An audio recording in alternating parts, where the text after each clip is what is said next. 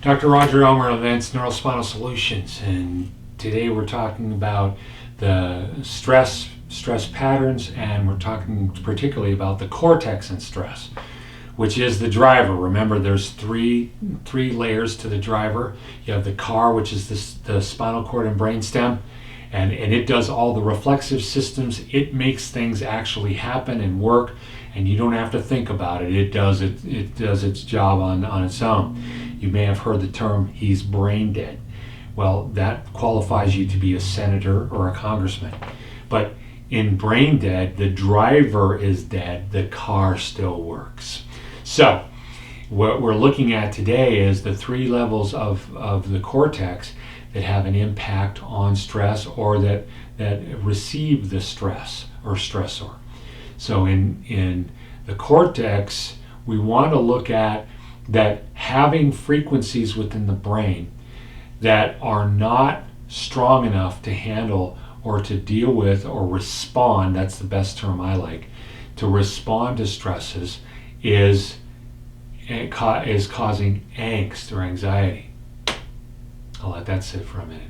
Also, if the two hemispheres of the brain, the right versus the left, and there's a lot of theories on what's on the right, what's on the left, and all that, and we could go into that later, but when we look at the right versus the left, they need to have at or near the same frequency or drive within the brain itself.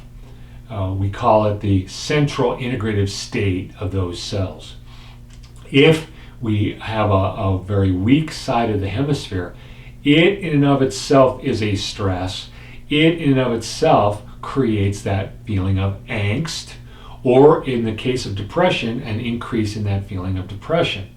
The challenge with that is we've become used to dealing with life or strategies to solve problems, utilizing more one side than the other, which is becoming a problem, because as we get better and better at solving problems, we get better and better at what we call a unilateral approach. One side gets it done and the other doesn't, right? In the case of guys, usually it's the left side of the brain, right? They're very logical. They're used to solving problems very pragmatically. They don't have much creativity, and that everything is like solid black and white. They don't have the skills that are on the right side of the brain, which are the opposite. And so when they get a big problem, they are doing almost exclusively left brain stuff. Now, here's the bigger issue. When they get a bigger problem, it's making them much stronger on that left side, but it's also inhibiting the right side, which means it's getting even better at inhibiting that right side, and it is causing the right side to become weaker in its ability to drive, but also weaker in its ability to inhibit the left side. The way I describe it is, it's like having Arnold Schwarzenegger on one side and Pee Wee Herman on the other.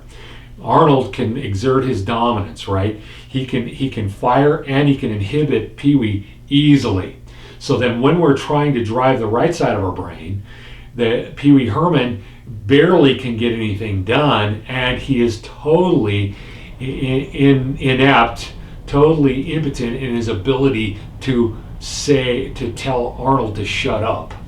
And so that's the kind of thing that we deal with, and that's why working with that hemispheric model, that's one of the models that we use in order to restore that evenness of frequency, so that they work together, so that one can be dominant for a little bit and inhibit the other, and it won't be at the cost of that other side. And then the other can actually chime in, and you can have a whole brain approach. You know, it's kind of like in a marriage. Usually one of the partners has one-sidedness of the brain, and the other side has the other side of the brain that's dominant.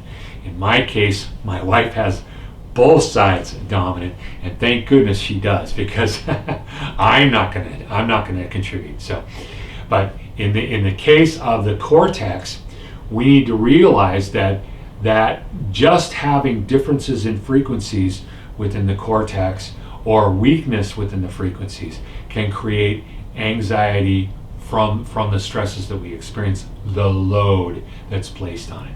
And so this is the more voluntary side, and it can deal with the reflexes that we've created. It can increase our emotionality relating to stresses, which is the limbic side, and that can affect hormonal outputs in an adverse way if we haven't learned to refine our response and literally make it a response rather than a reaction to stress.